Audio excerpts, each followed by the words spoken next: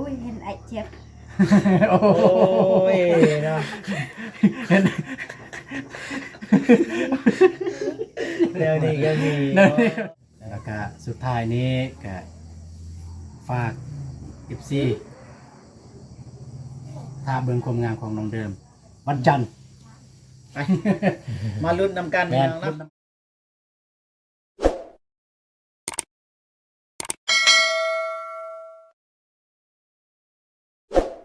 จ้างเลยเด้อพวกมึงเด้อตากล้องจ้างเลยเด้อ ได้ปะกราบทักทายสบายดีเด้อเด้อสบายดีกราบทักทายสบายดีแล้วก็สวัสดีพ่อแม่พี่น้องเพื่อนสุขุสุขคนเนาะยินดีต้อนรับ2อาตูนชาแนลพี่น้องเอ้ยเนาะเพราะว่าอยู่ภายในหรือต่างประเทศเนาะวันนี้เบาเจ็บกับเบาตูนกับมาค่ำพี่น้องเอ้ยมาพบมาพอกับอีพีที่2มาค่ำเพราะว่าฝนตกแดอยู่บ้านเฮาฝนตกแดแล้วก็ไปหลอกซื้อเครื่องกับน้องเดิมแดเนาะเสื้อปูกันหมดซื้อปูสาดยางสาดยางแล้วก็เครื่องสำอางมีมอนมียังแล้วแต่ว่า15น้องเดิมเลยเนาะจะไปเบิ่งบรรยากาศการมอบของเบาเจ็บแล้วก็ทางเบาตูนเป็นจังไดกันไปเบิ่งน้ำกันเลยไป ไปมอบนำกันเลยพี่น้อง งานไปวันนี้เบาตูนก็มาซอยทางเบาเจ็บวันนี้มาซอยเราก็มาน้ำกันนี่แหละเครื่องกอง แต่ นี่ ว่าเอาเครื่องกองไปให้น้ำเดิมเพราะว่าน้ำเดิมแบบยืดเทิงกันนะ มายับเข้ามาไกลเลยตากล้องมาไกลเลย ไปรถตูนเครื่องสำอางเขาดิ น้ำ แล้วก็เนี่ยบอ อยู่หันเราเครื่องสำอางอยู่ไหนแล้วนี่โบแมนวันนี่โบแมนไป เครื่องสำอางนี่นี่ปะ นี่มันอยู่ไหนแล้ว นั่นปะ แมนอยู่ไหนแล้วไปเรียกว่าโบแมนบ่โอ้ไปอยู่ไหน ไหนนะ น้ำกันครับ น้องเดิมดูว่าเฮ็ดยังอยู่ตอนนี้น้องเดิมไป โอ้น้องเดิมเฮ็ดยัง เจอกันอีพีที่2เดี๋ยวเรานะขึ้นมาเลยตะกอนขึ้นมาเลย สบายดีเด้อไอ้เจ็บสบายดี โอ้ สบายดี ส เด้อบ ายดีเด้อไอ้ ต ตูนสบายดีเด้อคุณยายใจบุญทานสบายดีเบิดสมุสุขอนเด้อสบายดีสิเบิดสมุยินดีต้อนรับซ่องไอ้ตูนกับไอ้เจ็บเด้อ โดยเข้าใจ ขอบใจเอาทางประตูกันยังเลย เป็นอีสังไง เฮ็ด พริกตะกอนเข้ามาใกล้เบิ้งบ่ได้ยินเสียง คนอยากนั่งได้ไหม นั่งน่ะ เป็นอีหยังไง ตกแต่ก็พักมี เอ้าขึ้นตรงมังมี เด้อให้เพิ่นเก็บอยากได้จะกิน อยากกินคือมาบอกบอกกินเก็บ งานมันก็ขึ้น เห็นอยู่ในคลิปเบาโกนี่น้องเอ้ยเจ้ากันนะ อย่ามาใกล้ตะกอนบ่ได้ยินเสียงปานใดที่โตเป็นน้องเลยทางน้องเดิมก็เกิดอุบัติเหตุสิขึ้นเฮือนใหม่แท้ๆเนาะมาเป็นแบบนี้ ขึ้นเรียนใหม่ก็เป็นแบบนี้กับโบตี้เพราะว่าน้องก็บจักสิเว่าแล้วเจอแบบนี้ก็จักสิเว่าแล้วพี่น้องเนาะโอเคแล้วบ่นี่ ไปแน่ ให้แน่บ่ ไปแน่ตอนเช้าเจ็บห้องหาย ให้เลย โดย ได้ตอนเช้าเจ็บแหงบ่ โดย จะตกเลยบ่แบบนั้นบ่ ตอกเหย็บบ่เธอ แม่ได้บ่หากยาเนี่ย แม่ ได้บ่เนี่ยทานอะไรเนี่ยเป็นลูกจังสีบ่ โดย จังสีได้ก็ทาได้เป็นว่าจังสีได้ เป็นหนักมาต่อย อ๋อจังสี เขาห่มเมาตัวนี้ จังสีว่า มันนะ น้ำมันเย็นแล้วเนี่ยมันบ่ได้แล้วเนี่ย หนักมาต่อย ไปเผา นักประปราดา ประวันส่วนเลย ใส่ อางานนี่ งาน ต นะ ก อ๋อ อายาตก ใครแน่แล้วบ่ อย่าสิแค่ แผ นี้ ลตอนคอยยังคือตอมดำหอนเจ็บแผลคนย่างบ่ได้เลย ตอนเที่ยงกระยกกระเจิกสิ บ่ขึ้นนะเธอ มียาดะบาวอนงซื้อ ยิน อ๋ บ่ อยายังยาเคี้ยว เที่ยวย าเคี้ยวนี่ ยานวดยาเคี้ยวย านวด ผมเป็นยาเคี้ยวยานวด แก้ปวด ยานวดเป็น ยานวดนั่นแหละประมาณนั้นแหละก ก็ว่าให้ว่าสิมามอบเครื่องเนี่ยก็ฮับเครื่องของอายได้บ่ได้เนาะเอาเริ่มเลยบ่เจ็บสั่นอ่า ได้แล้วบัดนี้ตั้งกล่องเลย ไอ้จับก็ บ่ ได้ เป็นหยังบ่เป็นหยัง ตั้งบ่โอเค ตั้ง เบิ่งเฮ็ดหยังมือเปื้อนเนี่ยเบิ่งมานี่เบิ่ง ปลูกผักอีโค โอ้ยเนาะมือน้องเดิมเปื้อนแล้ว บ่เจ็บตี ตายแล้วกูบ่ได้คู่ โดย แต่มาเจ็บตีน โดย กูบ่ได้คู่ โดย เจ็บกับพักผ่อนจะเป็นต้องเฮ็ดต้องฟื้นแต่มันเจ็บนะมันต้องฟื้นชีวิตทางกายแหละมันสำคัญก่อนพักให้คู่กัน ไปขึ้นอยู่ไสกงมีอยู่ไส อยู่สวน กงบ่มีไผ มีเอื้อย คอหรือบ่ ขาแหละ เห็นแลนเมื่อวานนี่ แลนนี้เพราะว่านั่นมันแดงลาย เฮ้ยในคลิปว่าตั้งเนี่ยบ่คืออันนั่นเด้ บ่แม่นมันแล้วพวกไอ้โกเมื่อดื่มกับน้องไก่ซิมไปเก็บ ไปเก็บอี ตา หมอโตตอนบ่ทันเมื่อแล้วบ่โกรธแล้วถ่ายคลิป พอแล้วตอนนั้น กินมันมีน้อยนึง เอาเวลาใหญ่ห่าง โอเค มอบเครื่องมอบของ เนี่ย อันนี้ทางน้องก็อยากพักผ่อนแล้ว แล้วบัดนี้ รู้สึกว่าเอาเลยกูเจ็บ โอเคนะครับ มียังแน่นี่ โอ รู้ เค บ่อยู่ในแม่นยังไง บ่เอ็น มันแต่หมอนมันแต่หมอน มันแต่หมอนเนาะเปิดแล้วเนาะเนาะเปิดแล้วเนาะ เปิดเลยเอาเลยเพราะว่า หมอน น้องเพิ่นว่าบ่มีมอน แมนเห็นในคลิปว่าไอ้บ่าวนงเพิ่นว่าความฝันเนี่ยจะได้หมอน แม่น แล้วตะกันพอตูนก็เป็นตากล้อง แม่นเฮาก็ทีมงานเฮาก็เลยจัดให้ แมนจะถ่าย2หน่วยเนาะ2ใบหรือว่า2หน่วยนั่นแหละ ซองโตหรือว่าจังใดแล้วได้จักเอิ้นซะ แต่ว่ามือแรกเนี่ยใส่เลย ให้น้องเดิมกับน้องเด่น แม่นเดินลงเด่นแล้ว จัดการนี้ ตัวนี้บ่เจ็บเลือกเองได้เด้ นี่ นี่ เกิบขึ้นเฮือนใหม่ขึ้นบ้านใหม่ใส่เกิบนี้เพราะว่าน้องก็บ่สูงบ่ได้ก็เลยเลือกซื้อนี่นะให้เพิ่มความสูงนะ เพิ่มสูงแน่ให้มันสูง นี่ นี่ อ่ะ เอาลองเลยเบิ่งลูกได้ บ บ่ อง เบิ่งลูก โอ้ยจะมาข่าวท้อ บ่อยากเบิ่งเอาเบิ่งที่ใดเด้อเอาเบิ่งที่ใดเด้อ บ่ปานนั้นที่เอาใส่เบิ่ง สูงเลยวันนี้ซัมเบาตูนเลยนั่ง โอ้ยจับบ่ได้นะ แล้วก็เย็บแล้วก็สี่นะว่าอยากเห็นน้องเดิมแบบลุกใหม่นะแบบ แม่น เปลี่ยนลุกแน่เห็นแต่ลุกแบบเก่าเนาะ แม่น เฮ้ยยิ้มเก่าใบหน้าเก่าเพิ่นว่าเนาะอาบน้ำสำหรับบ่ได้อาบเพิ่นว่าวันนี้บ่แห้งเลยอีหลี FC ว่าอาบน้ำสำหรับบ่ได้อาบมาต่อเนาะเพราะ FC ว่าน้องเดิมเนี่ยอาบน้ำสำหรับบ่ได้อาบ แม่น เนาะอย่าเสียใจได้บ่จังซั่นได้ยินว่าได้นี่จะเอาเจ็บเรือกับมือเลยบ่ฮู้ว่าถึกหรือบ่เพราะว่าเขาเป็นผู้ชายแน่เนาะ แม่นเฮาบ่ เอ้า ฮู้เลย เปิดเบิ่งมันยังอยู่นี่เปิดเบิ่งเข้ามาใกล้ๆก็ไฟแต่เทิงลุมๆยืนขึ้นยืนขึ้นเอาเปิดเบิ่งเองมันยังอยู่ไหน ออกตัวนี้ออก เดี๋ยวออกก่อน เกิบออก เ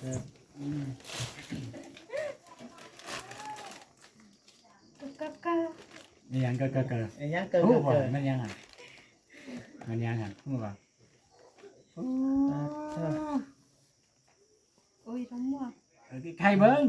ก็เบิ่งอย่าหูเนาะ ว่าภาษากลางเด้อจะหน่อย FC สิว่ามันยังหันโอ้สติก ลิปสติก ลิปสติกใครบ้างไง ก็ดีใจ โอ้น้องเดินดีใจ ดีใจ ดีใจแฮงบ่ ด้วย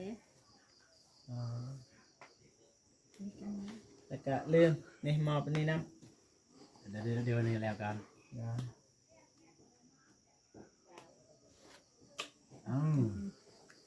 บ่คันฮู้แล้วบ่แก้ก็ได้ แกเบิ่งเลย ไอ้บ่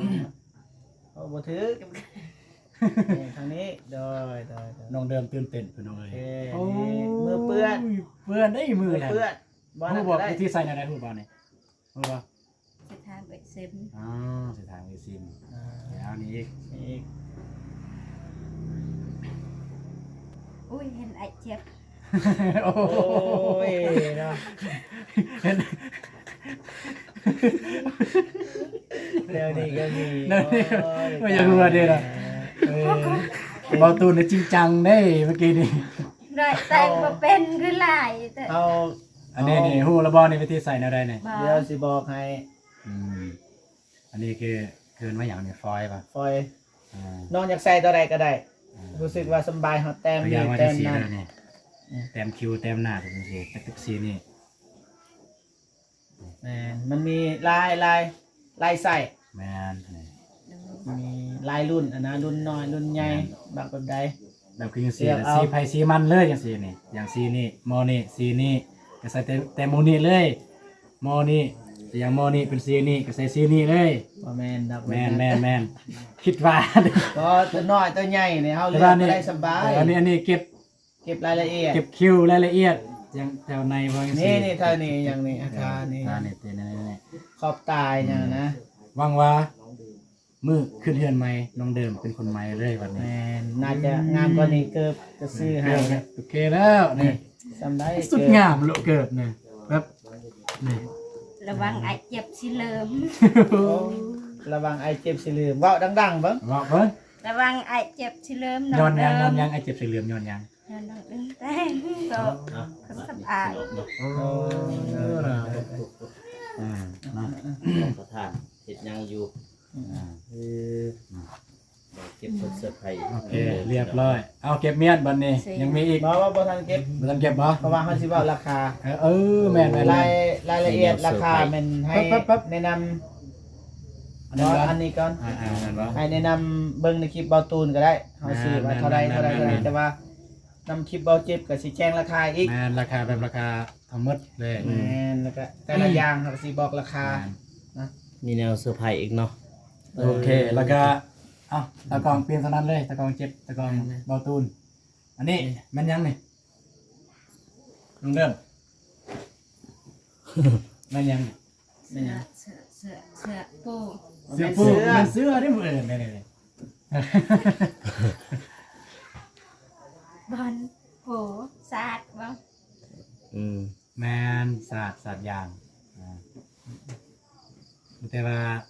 ตอนนั้นสิปูเลยป่ะจังไหน จะมาจังปู จะปูแต่ว่าเจอกันในปีต่อไปตอนนั้น เรื่องราคาก่อน เอ้าเบาเจ็บแจ้งราคาบัดนี้แล้วไปเบาตูนอ่านบ่ อันก็ได้ ให้เบาตูน ก็ได้มันอยู่หน้าใดเดี๋ยวเบาตูนสิอ่าน มีกระแป้งยังบ่หันเสื้อไผ่น้องเดิม บ่แม่นเซอร์ไพรส์ซื้อมาให้เลย นั่นบ่ ใช่เลย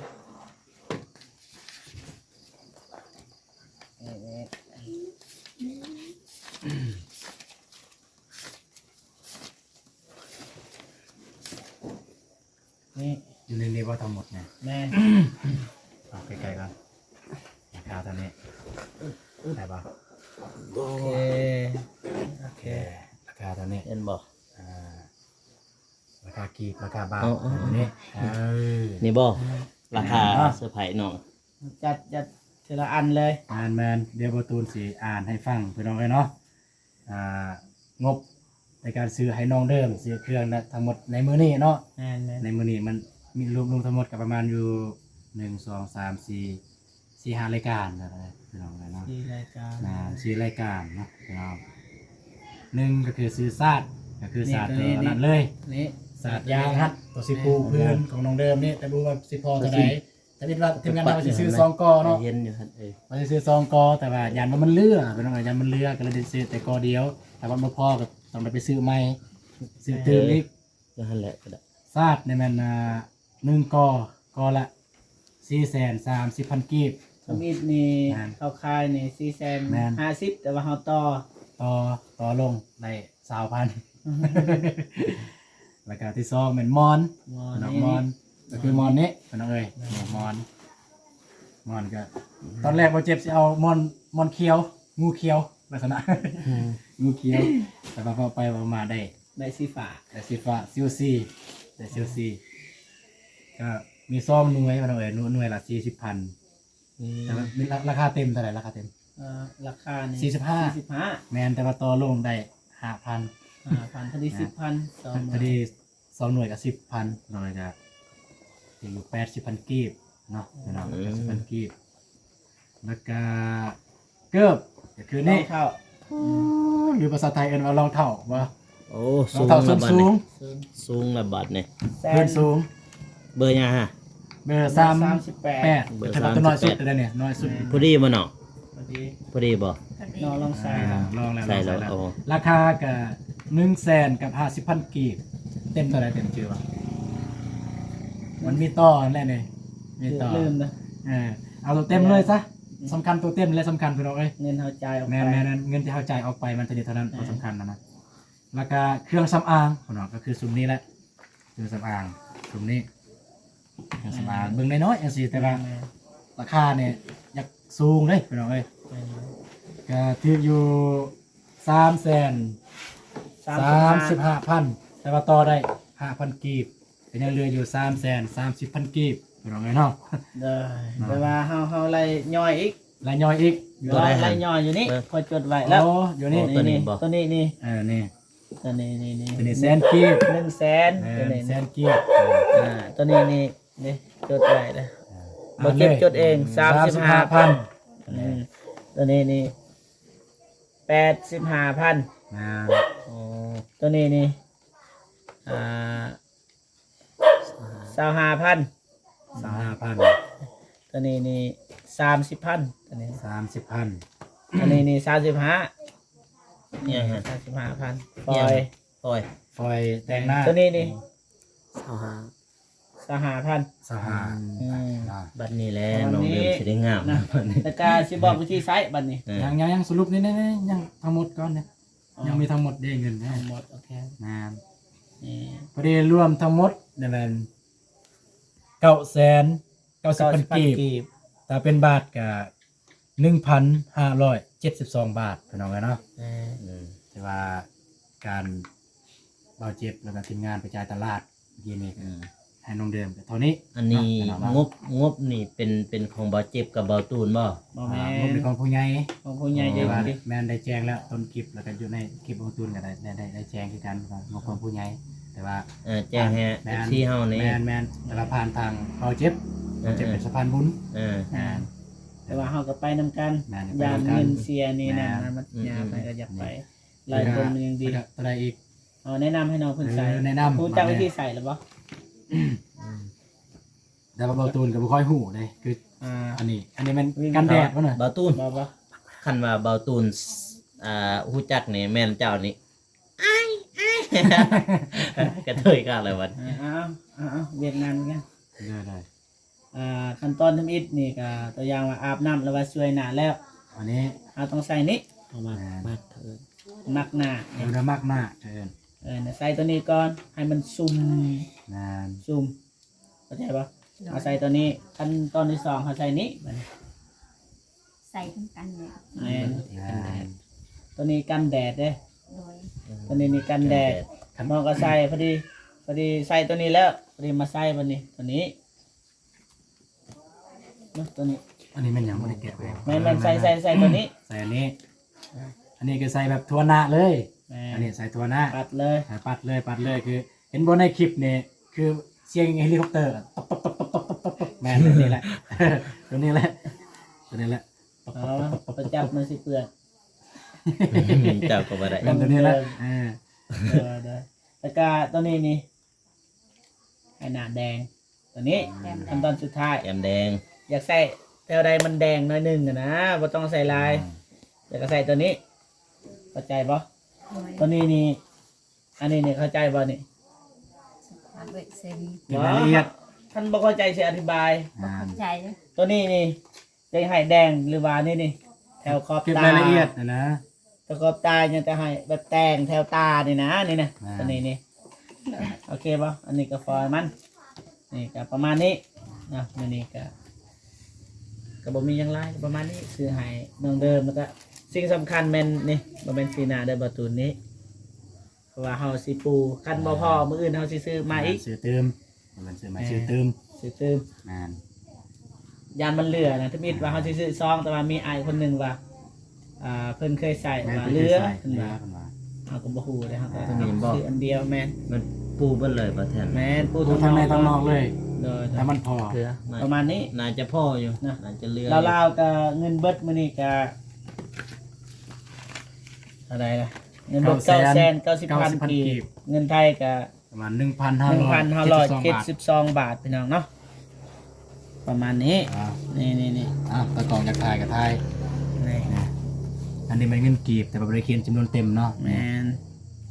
อันนี้มันบาทอันนี้กีบ990,000 กีบเงินบาทก็1,572 บาท ประมาณนี้นะเงินนี่ก็เป็นเงินของแม่แสงจันทร์ที่อยู่สหรัฐอเมริกานะเพิ่นบอกให้เพราะว่าเมื่อวานเนี่ยน้องเดิมได้รับเงินแล้วเบาเจ็บให้ก็2 ล้าน โดย แต่ว่านำเบาเจ็บก็ยังเหลือ2 ล้านปลายแต่ว่าแม่เพิ่นบอกให้ซื้อแนวปูแต่ว่าเราก็ซื้อเพิ่มเพราะว่าน้องเดิมเราบ่มีนะเพราะว่าแม่เพิ่นก็ง่ายเพิ่นว่าแม่เพิ่นว่าแนวใดก็ได้เบาเจ็บขอแต่ว่าให้เป็นน้องเดิมก็ซื้อให้เพิ่นว่าอันนี้ก็ศาสตร์นี่คันบ่พอก็ซื้อเติมเพราะว่าเฮาบ่ฮู้ว่ายันมันเรือนี่นั่นมันสิยากนะประมาณนี้มีแต่ว่าให้น้องเดิมเบิ่งกองแล้วก็ขอบอกขอบใจขอบบุญขอบคุณแม่แสงจันทร์นะโอเคด้วยนะ ขอบคุณเด้อคุณยายใจบุญอยู่สหรัฐอเมริกา แม่แสงจันทร์ แม่แสงจันทร์ขอให้แม่อยู่เย็นเป็นสุขกายสุขใจเด้อความเจ็บจะสุดใดความไข่จะสุมีให้เจ้าหังจะมีโศกให้มานให้ร่ำให้รวยแหงให้ปังนอนก็ได้เงินหมื่นตื่นก็ได้เงินแสนให้เปียกอันใดก็คอยประสบความสำเร็จให้อายุของมันควันยืนไปทางใดก็ให้เบียคนหักคนหอมไปฮอดจอดถึงปรารถนาสิ่งใดก็ได้สิ่งนั้นเด้อแม่ขอให้ครอบครัวแม่สุขภาพแข็งแรงตลอดปีตลอดไปเด้อสาธุ ในไลน์ แล้วก็สุดท้ายนี้ก็ฝาก FC ถ้าเบิ่งความงามของน้องเดิมวันจันทร์ ไปมาลุ้นนำกัน แม่น พี่ รุ่น น้อง นำกันวันจันทร์หน้าไปน้องเลย เครื่องก็บ่เจ็บว่าสิซื้อแต่ว่า แม่น บ่ตูนว่า แม่นได้ยินข่าวๆแม่นข่าวๆได้ยินข่าวๆก็เลยแบบขอซื้อก็ได้แม่นได้ยินข่าวๆแต่บ่รู้ว่ามีระบ่แต่ได้ยินข่าวๆยันว่าซื้อแล้วเพราะว่างบเฮาก็บ่อยากหลายปานนั้นนะยันว่าซื้อปุ๊บมันหาบ่มีอะนะนั่น เพราะว่าเฮาสิใส่งบแบบจำเป็นอีหลีรอเฮาจึงใส่ นั่น แต่ว่าตอนนี้ก็น้องเดิมก็จำเป็นคือกันเพราะว่าอยากให้น้องเดิมงามมาซั่นซะเนาะก็คือง ามในมือ มือขึ้นบ้านใหม่ ขึ้นบ้านใหม่ ก็ เนาะ อยากให้งามตลอดไปหั่นแหละ แหม ไม่แม่นแต่มือขึ้นบ้านใหม่ดอกอยากให้งามตลอดไป ยัน ตลอด ยัน ปี ยันว่าบางFC ก็ว่ายันว่าเฮาซื้อสิ้นเปลืองแบบบ่มีประโยชน์แต่ว่าบาง FC ก็ว่าอยากให้ซื้อเขาจะเห็นแบบน้องเดิมมีความสุขอีหลีรอนะ FC จุดประสงค์ของผู้ใหญ่ใจดีก็คืออยากให้น้องเดิมได้ดีนะได้ดีมีสุขมีความสุขสุขกายสุขใจนะประมาณนี้พี่น้องเนาะ อันนี้น้องเดิมมักบ่แบบนี้ โอเค มัก อืม มักแฮงมาก มักแต่งหน้าเนาะบัดนี้แต่งหน้าเลยแล้วเจ้าบัดนี้ เนาะไม่แต่อ้ายแนะนำจังซี่นะเพื่อความหวังดีนะก็บ่อยากให้ขึ้นกกใหม่นะเพราะว่ามื้อนั้นก็เห็นในคลิปโปโกก็เพิ่นขึ้นกกใหม่แล้วก็แล่นแต่ว่ามันมีในคลิปโปโกเพิ่นพาอยากเบิ่งโปโกเขียนหยังก็บ่ฮู้มันแต่ว่าเปลี่ยนแปลงนั่นแหละบ่เฮ็ดแบบนั้นบ่เฮ็ดแบบนั้นคือความหวังดีเด้เฮ็ดแบบนั้นมันบ่ดีหั้นนะ โดย ประมาณนี้พี่น้องเนาะ แม่นแล้วก็อีกหน่อยหนึงเนาะทาง FC ถ้า FC ท่านใดที่เคยแต่งหน้าแต่งกายทางผู้หญิงเนาะ แม่น ฮู้วิธีแบบว่ามีหยังแหน่ที่ซื้อให้ถือให้ทางน้องเดิมมานะอยากแนะนำน้องเดิมก็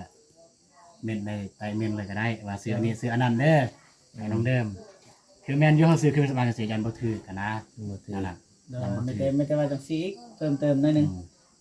กระเทินนะเฮาซื้อจังซี่นี่ไม่ได้ว่าให้ FC ผู้ใดแต่งหน้าเป็นก็แนะนำ แม่แนะนำว่า ทาน้อยทาลายแบบนี้ ตัวอย่างอันนี้น่ะใส่สำนีสำนันเด้ออันนี้เนี่ยใส่สำนีสำนันเด้อนะเพราะว่าเฮาก็เป็นผู้ชายแดบ่เคยแต่งหน้าน้องเดิมก็บ่เคยแดนะนี่ก็ฝากเนาะ ผักบอก 20นาที24นาทีแล้วนะประมาณนี้พี่น้องเพราะว่าคลิปกันยาวพี่น้องเนาะ บ่อยากยืดบ่อยากยาวไปน้องเลยเพราะว่ามันค่ำแล้ว มัน แต่ว่า จะ EP ต่อไปครับก็ยังมี มีเดี๋ยวบางทีก็สิปูนี่เลยพี่น้องเนาะ นาน อยากให้มันแล้วอันนั้นแล้วไวพี่น้องนะประมาณนี้พี่น้องมีแต่ว่าขอบคุณนะยายใจดีแม่แสงจันทร์ที่ช่วยเหลือน้องเดิมแล้วก็ FC ทุกท่านที่เคยช่วยเหลือน้องเดิมจังใดก็ขอให้พบเจอแต่ความสุขนะสุขกายสุขใจนะปรารถนาสิ่งใดก็ขอให้ได้สิ่งนั้นนะไปที่ใดก็ขอให้ปลอดภัยอายุมันควรยืนความเจ็บบ่ให้ได้ความไข้บ่ให้มีนะให้ร่ำให้รวยอย่าเจ็บอย่าจนนะคอยร่ำรวยตลอดปีและตลอดไปเด้อสาธุเนาะโอเคพี่น้องเนาะคลิปนี้เบาเจ็บกับขอโตวจบคลิปก่อนเนาะเอาไว้เจอกันคลิปหน้าสำหรับคลิปนี้ขอกล่าวคำว่าสบายดีเด้อโอเค อย่ามาเบิ่งตากล้องแล้วเนาะสำหรับเบาตูนเองจะบ่มีหยังหลายเนาะพี่น้องก็มีแต่มากับเบาเจ็บเพราะว่าเพิ่นเบาเจ็บก็ได้บอกกันทางเบาตูนว่ามื้อนี้เนี่ยสิซื้อนี่ซื้ออันนั้นอย่างว่าเครื่องมันหลายสิถือมาผู้เดียวบ่ได้นะเพราะว่าเฮามีแต่รถน้อยรถจักร ก็เลยมานำกันกับเบาเจ็บว่าทางเบาโก้เนี่ยมันไปซอยทางเบาอนงไปจัดเครื่องอยู่หั่นเครื่องชื่อหยังแหละโก็เครื่องทงซีบว่ะ นั่นแหละเครื่องทงซีบ